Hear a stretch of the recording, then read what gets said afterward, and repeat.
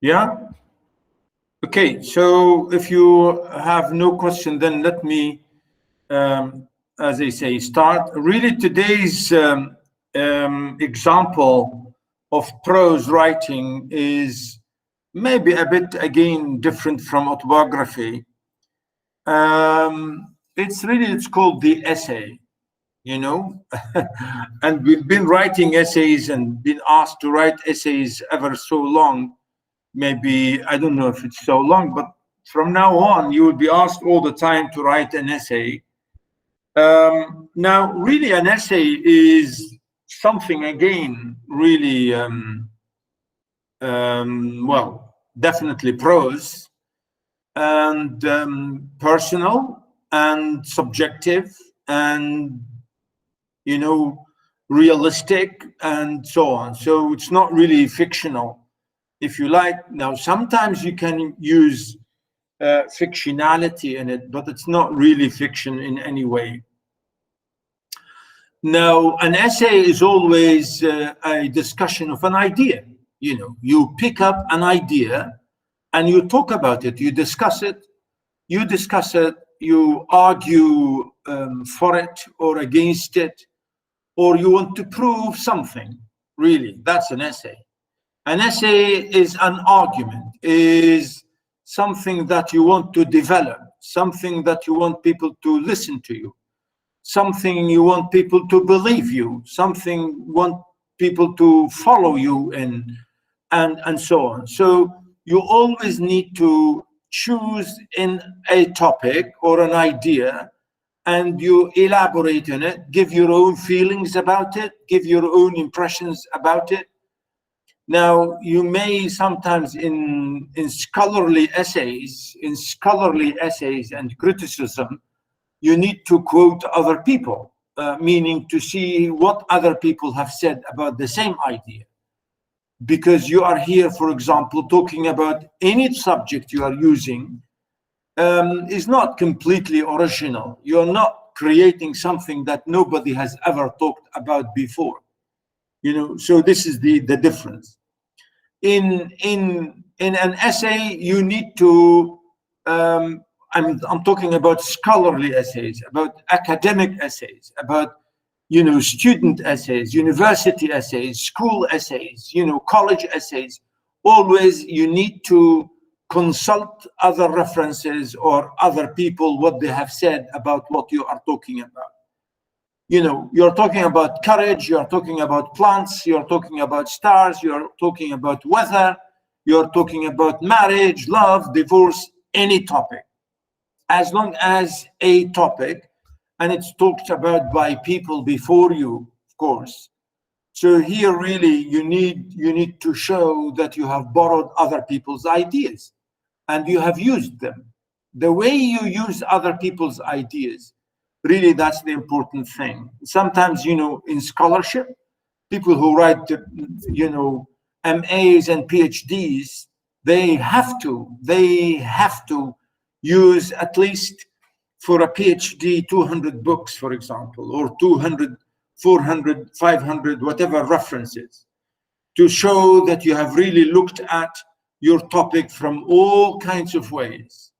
So even your PhD, for example, can be seen as an essay, And in fact, this idea was used even well before, modern time. I mean, people like 200 years or 300 years ago, Alexander Pope or John Dryden or great names and great poets use the word essay. An essay, for example, Alexander Pope used the title, said, an essay on poesy, an essay on poesy, or an essay on something, It means he's going to give you a thesis, a question, and he wants to prove it, So this essay could be 200 pages, could be 300 pages, could be 500 pages. And don't be shocked to say, what? 200 pages? 500 pages? Yes. Well, here, this is not a normal essay. We're not talking about the normal daily life essay, which is about 5 pages or 4 pages or 3 pages, you know? And really, that's the idea. The word essay here is something, a broad term to talk about a certain idea or a certain concept in a very comprehensive manner, you know, in a very comprehensive manner, detailed manner. And you have, as I say, to borrow other people's ideas, to use them, to quote them, to refer to them, to criticize them, to follow them, or to borrow them, or to reject them, you know, no problem. But this is the idea. Now, that's one side of the essay. But sometimes people write essays, you know, from their own, especially if you are a poet or a big novelist or a big poet. Sometimes you don't really go to other people's references. You use your own sort of knowledge and your own great name or whatever. So that's why, you know, I'm talking here about academic essays. You know, I'm saying scholarly or university essays. They need to use references and bibliography and so on. But you see, I'm saying here the general meaning of an essay is generally wider and more comprehensive, and sometimes you don't need to quote other people. Okay? Like here, the example we have today for you, the example I have for you really is by a great name, American poet, who was really, you know, a strong name in the essay style or genre. We have so many big names in English, of course.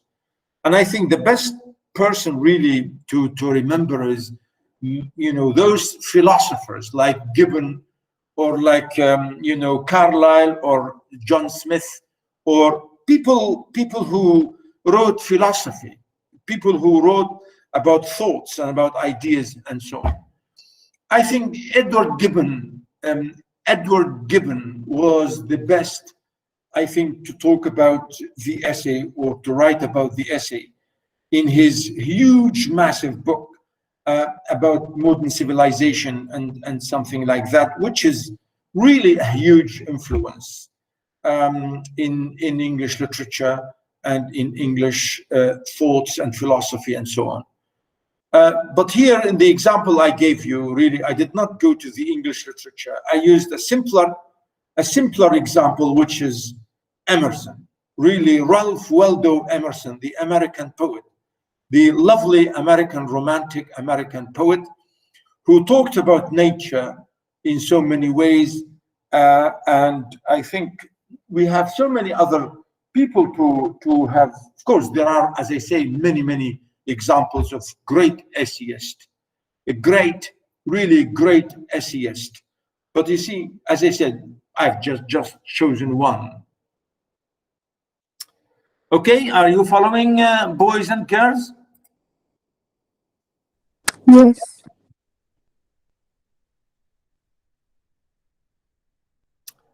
Okay, so let me share with you the example I have here, and let me share. Yeah. So Emerson, as I said, he is a very strong, well-known, really American poet. Originally, he's really a great poet, and he wrote really lovely poetry.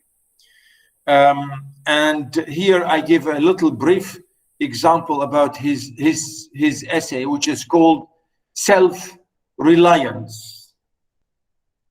Self-reliance. And if you translate this to Arabic, if you like, really here it means to depend on yourself.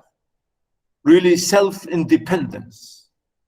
Self-independence, or self, you know, to rely on yourself, to depend on yourself. In Self-Reliance, philosopher Emerson argues that polite society has an adverse effect on one's personal growth. Self-sufficiency, he writes, gives one the freedom to discover one's true self and attain true independence. I mean, this is his idea. He wants to say we have to depend upon ourselves to build ourselves. You don't need to go to society or to depend on society. And he means here by society everything. He means your parents, your school, your church, your religious sources, everything. In a way, he has an argument here. It's maybe strange to us. Yeah, could be. Okay? So really that's what I see, what I'm saying here, and what he's really arguing. As I said, argues that polite society has an adverse effect, means negative effect on our own personal growth. Wow. خلاص؟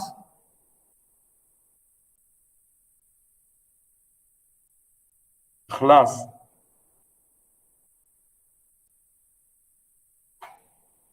Can you hear me? Or maybe you can't speak your microphone? Yeah.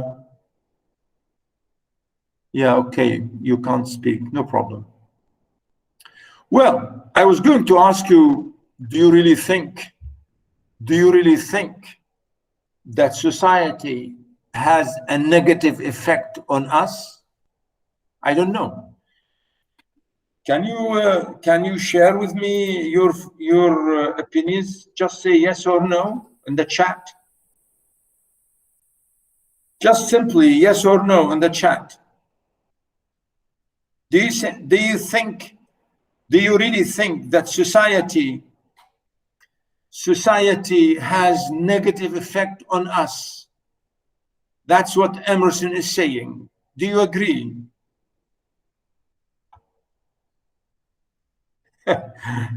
Yeah, well, yeah. Yeah, okay, yeah. Yeah. Yeah, I like your comments, really. I like your sort of, yeah. Well, really, he's giving us, yeah, thank you for the comments. Well, just for the sharing of our, yeah, really, he wants to say, that's his argument. And he wants to prove that society has an adverse effect, has a negative effect on our growth. Personal, he said, personal growth, right? And as I said, you may like or you may dislike that. Of course, it's up to you. So notice here we say, Emerson argues or urges his readers to follow their individual will instead of conforming to social expectations. Meaning, follow your own individual desire and will and determination instead of following what society really dictates you or what society expects you to do. Again, Emerson said, emphasizes following one's own voice rather than an intermediaries, such as the church. Follow what your real heart and mind says to you, not what your, he said here, for example, he said your church, or whatever, religious teachers. I mean, this is his idea. Please just take what he said. I'm not asking you to dictate, on your own personal situation. Again, number 3, he said, Emerson encourages his readers to be honest in their relationships with others. And I think this is great. And we have to be honest with our friends and our relationships with everybody. Honesty. And I think this is a great virtue. We have to be really honest in whatever we sort of do. And the last point, really, Emerson posits the effects of self-reliance, meaning when you really depend on yourself, then this is, of course, it has some effects, sometimes like altering religious practices, like encouraging Americans to stay at home and develop their own culture and focusing on individual rather than social or societal progress. Yeah, I think this is the idea, because Emerson is saying we have to stay here and to develop our own country, our own selves, our own people, our own culture. Why should we worry about other cultures and other people? We should focus on our own, right? And he said to focus on our individuality. And of course, if you focus on your own self, then the society itself will take care of itself. Because society is all of us. Really, society is all of us. If you take care of yourself, and your neighbor will take care of himself and herself, and the other neighbor will do the same, and the other person will do the same, and the other person will do the same, and the other city will do the same. So then society will be absolutely purified and will be nicely done. Yeah, of course. So here I say the summary. Emerson advocates his readers to avoid blindly following the path of others, and instead to trust and follow their own instincts and blaze their own path. Yeah. The idea you're saying sometimes, do what you really think you have to do or you love to do. Study and work and practice and do things the one that you really want. You really want. And this is the idea. I say, trust yourself. Trust yourself. Don't follow other people. And he said, blindly, meaning you listen to others and think of what they say to you. Think of what others say to you. And this other could be your mother or father or friend or teacher or neighbor or whoever. Think of their opinion and ideas, and then use your own. Depend on your own judgment. And he said, conformity, according to Emerson, is death to an individual.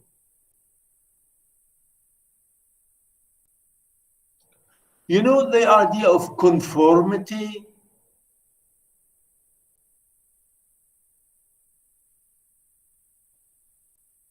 Really meaning to say, well, if everybody is doing this, then I will be doing this. Meaning not to question what the others are doing, not to think of what the others are doing, so you do what they do. So here we come to the conclusion, he says, don't be like sheep. Don't be like herd, to walk behind the others without thinking. That's what he's saying. Because he said conformity means following others blindly, following others without thinking like sheep is death. Both hope and optimism, both hope and optimism in the essence, is the essence of self-reliance. You see, hope and optimism. Optimism. Yeah, we should be optimistic. Okay? Are you optimistic for the exam? Oh, doctor, we are terrified. Yeah, now everybody is saying no. You're saying yes, and now, yeah, well, no, you should be. You should say yes. Yeah, really, this is the idea, to say, be hopeful and be optimistic. Come on, be hopeful and optimistic. Say, yes, I can do it. Yes, I will do it. Yes, I can do it. Yeah. you know. And really, this is the idea about not giving up, not giving up. Notice optimism and the essence of self-reliance. Emerson admonishes his readers to avoid debt, as debt will rob them of opportunities, opportunities and self-confidence. What? Debt, to avoid debt? I don't know. This is really funny, you know, debt, to be indebted, to borrow something. Yeah, well, we'll see. Self-reliance is the foundation of a production, efficient and self-sustaining society. Is the foundation of a productive society, efficient society, self-sustaining society. Yeah, you have to be self-reliant in everything, self-reliant on everything yourself. Really, this is the idea here. And I give you here the introduction, or the exact things that he's saying. I think they are, let me see, how many pages? 4 or 5 pages? Yeah, well, 6 pages. 6 pages. Please read them. And, I'll read with you today as much as I can. And I thought this will be my last lecture. Next week, I will give you a short meeting if you need any question or anything. So here, for example, this is only a little section of this long essay. And this is the extract. I read the other day some verses written by an eminent painter, which were original and not conventional. The soul always hears an admonition in such lines: let the subject be what it may. The sentiment they instill is of more value than any thought that may contain.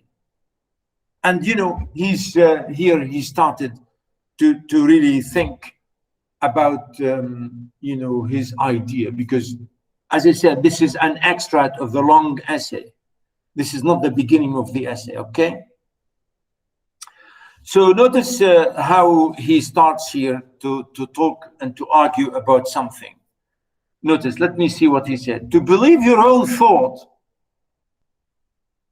to believe that what is true for you is in your private heart is true for all men. Yeah, I think I'll highlight this. Yeah. To believe your own thought, to believe that what is true for you is, or in your private heart, is true for all men. That is genius. You see? Meaning, say exactly what you feel, what is inside you, what is your own thought, and don't worry.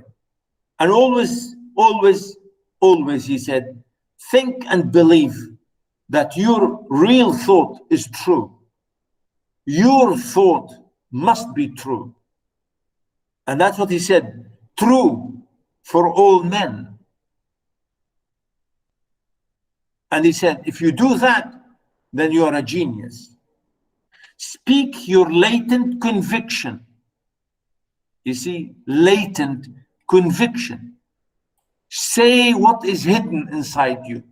Don't be frightened. Tell me exactly what you feel. And if you do that, that's creation. Notice, it shall be the universal essence. For in the inmost of due time becomes the utmost.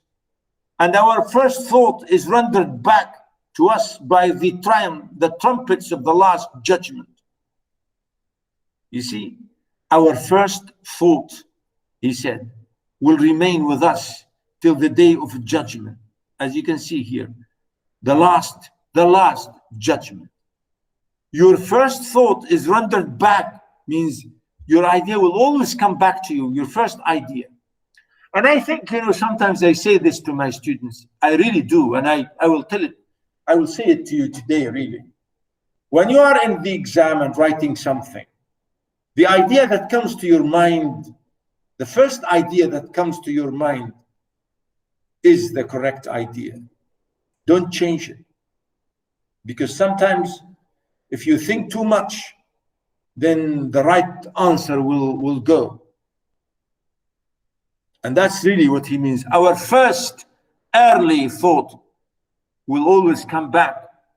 Familiar as the voice of the mind is to each, the highest merit we ascribe to Moses, Plato, and Milton is that they set at naught books and traditions. You see? He said, these people, Milton or Plato or Moses, they have never read any other book. They have read no other people.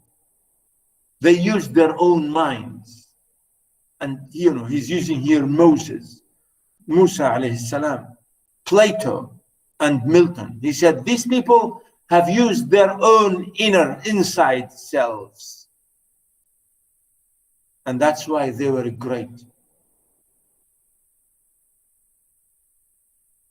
You see, so that's what he said. The voice of the mind. If you have something in mind, voice it out, say it. And that's what he said. The highest, the voice, notice, the voice of the mind is to each the highest merit we ascribe to Moses and so on. That they said, okay, notice. Yeah, I think I will highlight it all. The highest merit we ascribe to Moses, Plato, and Milton is that they set at naught, no books. Naught means nothing, nothing.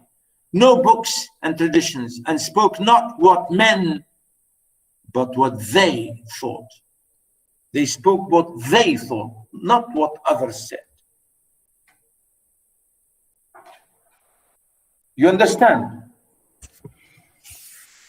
He said, a man should learn to detect and watch that gleam of light which flashes across his mind from within, more than the luster of the firmament of bards and sages, meaning use your own mind, don't follow what others say, despite the fact that they could be great names or great poets or great, because sages means wise men, sages, great wise men. Don't follow them, follow your mind. Yet he dismisses without notice his thought because it's his. Oh.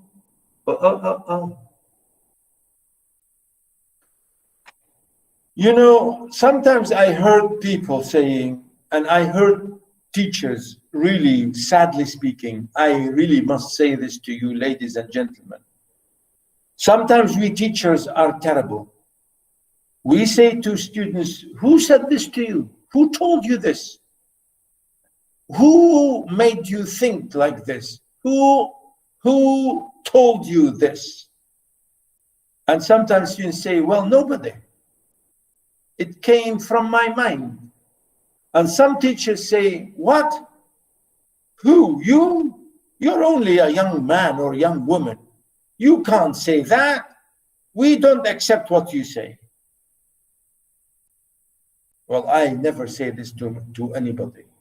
I never say this to any student.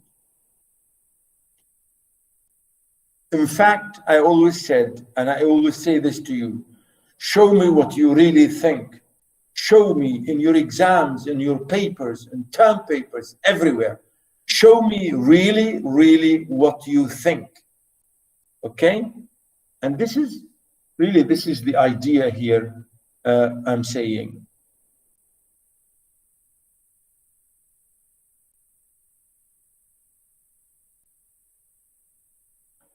So it's very unfair, that's what he's saying, very unfair to dismiss your own ideas because you think they are your ideas. Maybe you think they are not good enough, but that's not true according to him. In every work of genius, we recognize our own rejected thoughts. You see? I think this is a great sentence. Yeah, I love this sentence. What does it mean? Can you tell me? In every work of genius, we recognize our own rejected thoughts. Like, for example, you say you read a poem, a great poem, or you read something. Or for example, you listen to your teacher and your teacher or your professor say something, and then you say, wow, I really had this in mind.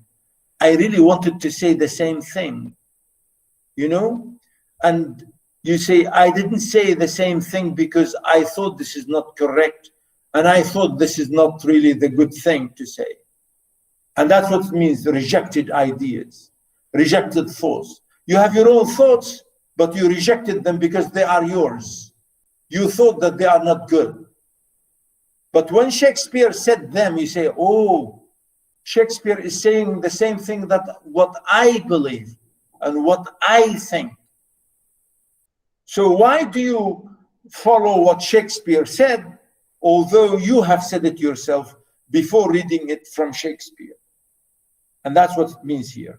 In every great work, in every work of genius, we recognize our own rejected thoughts.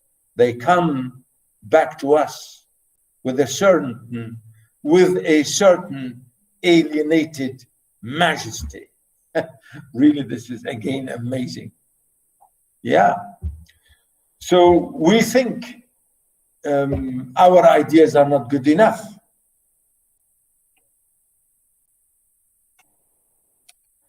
I don't know, we have a saying in Arabic. I don't know if you...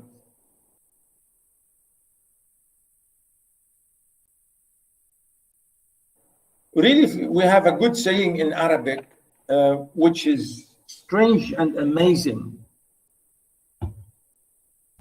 Really, it says in exactly the same meaning. It is the same meaning, which says, I don't know if you say this in Oman here, we say, زمار الحي لا يطرب.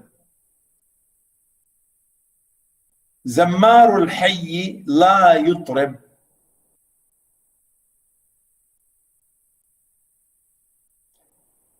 Do you say that here in Oman?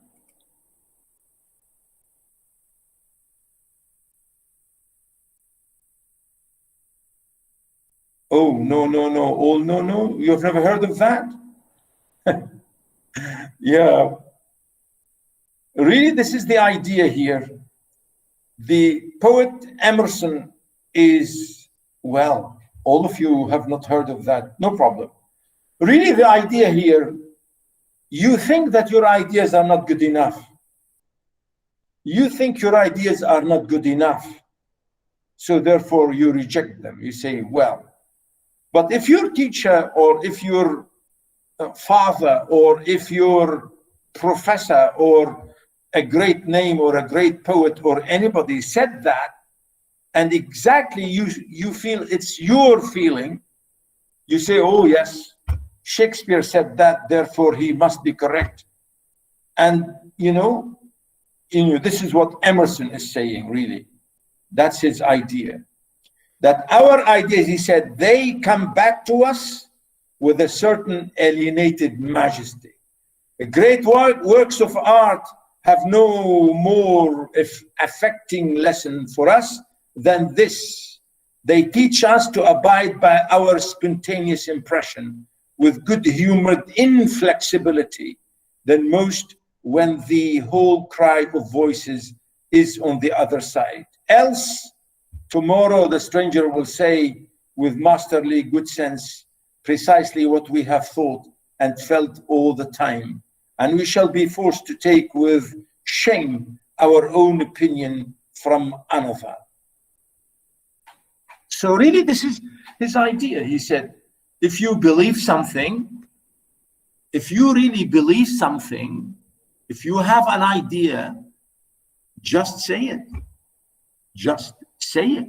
Don't be frightened. Just say it. You know, this is what he means. And, you know, as you can see, I told you, many times I really say the same thing to my students. Yes, we teach you a lot of stuff, but, you know, you have your own mind, your own thoughts, your own reflections.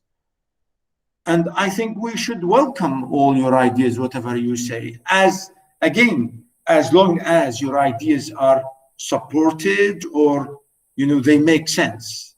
They make sense to make people understand what you're saying. Again, notice he said, there is a time in every man's education when he arrives at the conviction that envy is ignorance, that imitation is suicide, that he must take himself for better, for worse, as his portion, that though the wide universe is full of good, no kernel of nourishing corn can come to him but through his toil bestowed on that plot of ground which is given to him to till. Yeah, the idea really he wants to say here that sometimes people say, well, don't imitate, or imitation is terrible. Say imitation is suicide, he said. You know, we have been told like this many times. Envy is ignorance. Envy is ignorance, maybe. Imitation, he said, is suicide, right? And he said, we have to accept that.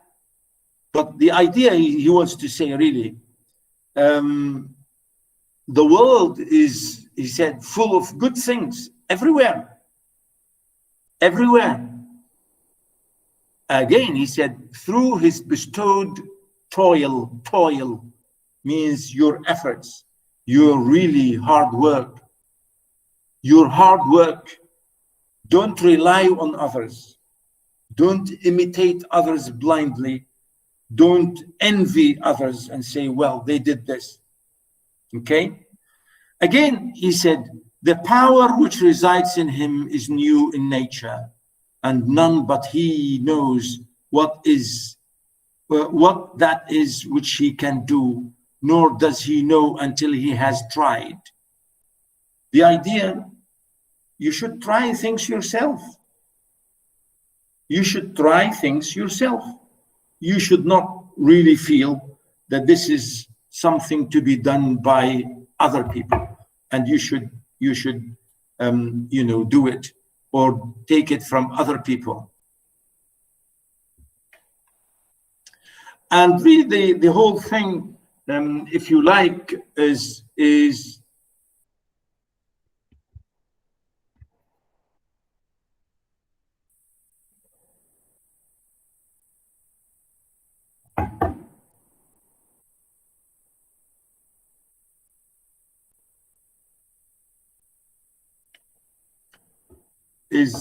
quite really important here to see what really the whole idea means when he said, not for nothing one face, not for nothing one face, one character, one fact makes much impression on him, and another none. This sculpture is in the memory is not without pre-established memory. The eye was placed where one ray should fall, but it might testify of that particular ray. We but half express ourselves and are ashamed of that divine idea which each of us presents. It may be safely trusted as proportionate and of good issues, so it be it faithfully imparted, but God will not have his work made manifest by cowards. A man is relieved and gay when he has put his heart into his work and done his best. But what he has said or done otherwise shall give him no peace. It is a deliverance which does not deliver. In an attempt, his genius deserts him. No muse befriends, no invention, no hope.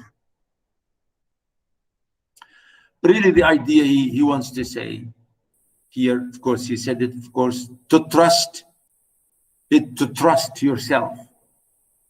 You must try. You must do your best. You know, I think this is, I should highlight that. Yes. Do your best.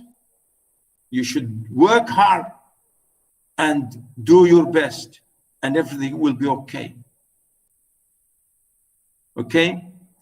It is, as he said, it is, if you work hard enough, then this is what can be seen as deliverance, meaning being delivered, being relieved, saved. It is a deliverance which does not deliver. Okay? So the idea really is you have to depend totally on yourself. And that's why in the next, notice what he said. Trust yourself. Trust thyself. Trust yourself. Every heart vibrates to the iron string. Okay? Every heart vibrates to the iron string. Accept the place and divine providence has found for you. Accept your luck. That's the idea. Accept your position. You know? Don't say, you know, my friend or my neighbor or my brother or my sister is better than me. Don't say that. Don't say that. My brother or my father or my sister or my neighbor or my friend or whoever is better than me, is gifted better than me. Don't say that. Don't say that. He said, accept the place which is given to you. Yeah. Just say Alhamdulillah. Alhamdulillah for what you have been given. For what you have been given. That's exactly the idea.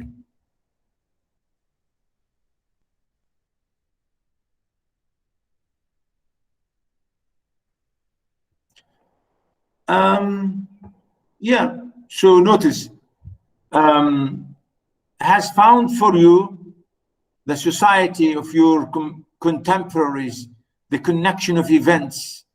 Great men have always done so.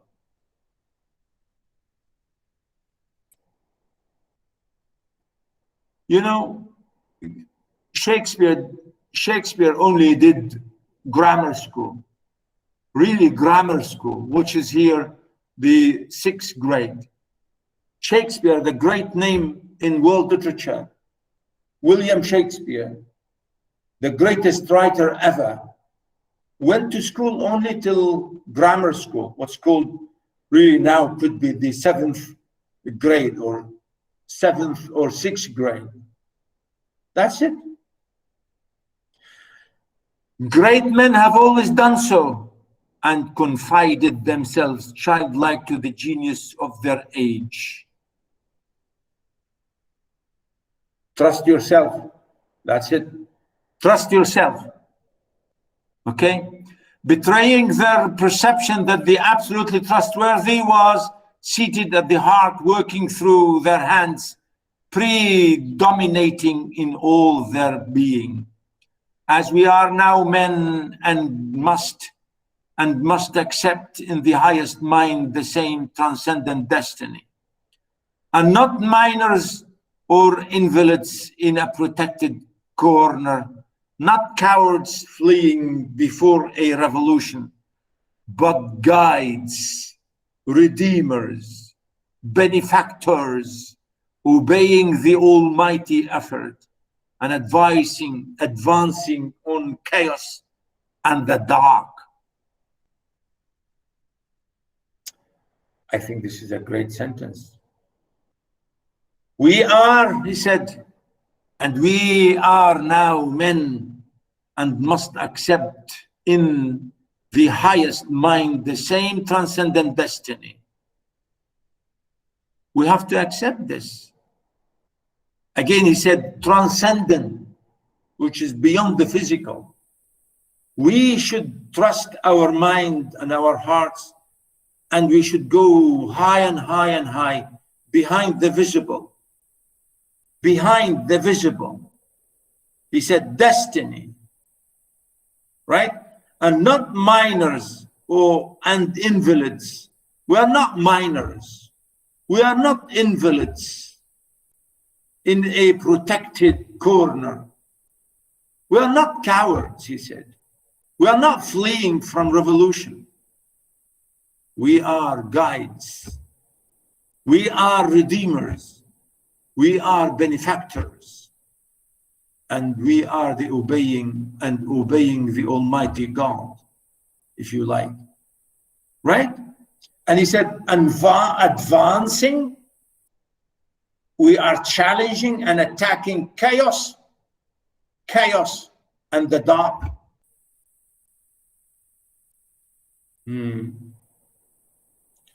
What pretty oracles nature yields us on this text in the face of behavior of children, babies, and even brutes. That divided and rebel mind, that distrust of a sentiment because our arithmetic has computed the strength and means opposed to our purpose. These have not. Their mind being whole, their eye is as yet conquered. And when we look in their faces, we are disconcerted. Infancy conforms to nobody. All conform to it, so that one babe commonly makes 4 or 5 out of the adults who prattle and play to it. So God has armed youth and puberty and manhood no less with its own piquancy and charm, and made it enviable and gracious, and its claims not to be put by, if it will stand by itself. Do not think the youth has no force because he can't speak to you and me. Hark! In the next room, his voice is sufficiently clear and emphatic. It seems he knows how to speak to his contemporaries. Bashful or bold, then, he will know how to make us seniors very unnecessary. Wow. Yeah. This is exactly the idea what I was saying. Sometimes you say these kids, these are only kids. These people are only kids. And what they are saying is not true. What they say is not, has no force, has no meanings. But you see, when he's saying here, this is not true. He said, God has armed youth and puberty and manhood, no less, with its own piquancy and charm, and made it enviable and gracious, and its claims not to be put by, if it will stand by itself. Don't think, and he said it here clearly, don't think the youth has no force because he can't speak to you and me. You see? Yeah, I think this is lovely. Okay, do you understand? And he goes on and on and on. I think is very interesting, really, to explain his ideas. Yeah. He gives, again, more examples and more ideas about that. And I think they are really interesting and very nice, maybe to read slowly and to understand everything. I know this could be, difficult for you to read now. And I think it is difficult. I understand and I admit that this really is somehow really difficult. But, he's saying about all these things that you want really to follow your own feeling about what you have and what you think and what you feel. These are the voices which we hear in solitude, but they grow faint and inaudible as we enter into the world. Again, I think here I didn't read the whole thing. Here is, if you like, I think, he would utter opinions on all passing affairs, which being seen not to be seen to be not private but necessary, would sink like darts into the ear of men and put them in fear.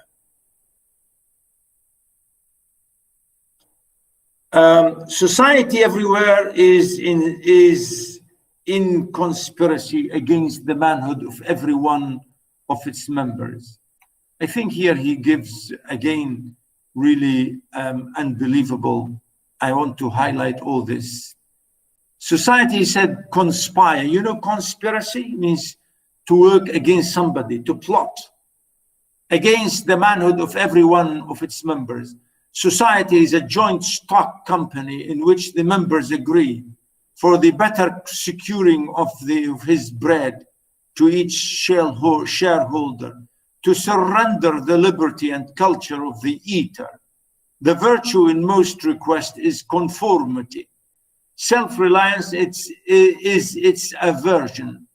It loves not realities and creators, but names and customs. Wow. I think this is absolutely lovely and strong sentence. He's saying virtue in most requests is conformity, according to them. To follow what the society says, then they say you are a good man. But if you, said self-reliance is its aversion. Self-reliance is the enemy to society. To be individualistic is an enemy to society. It loves not realities and creators. Society, he said, they don't like, or society does not like creators or real people. Society only likes names and customs and traditions and so on. Okay?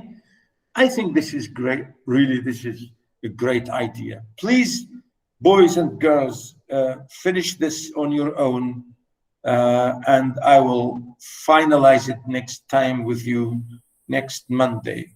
I thought this would be, I think next Monday will be our last meeting. Next Monday is our last meeting. If you need any question or anything, please give it or say it at that time.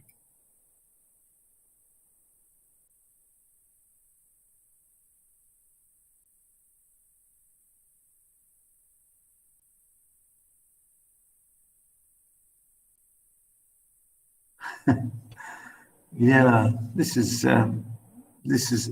Nice comments here, you say. Yeah.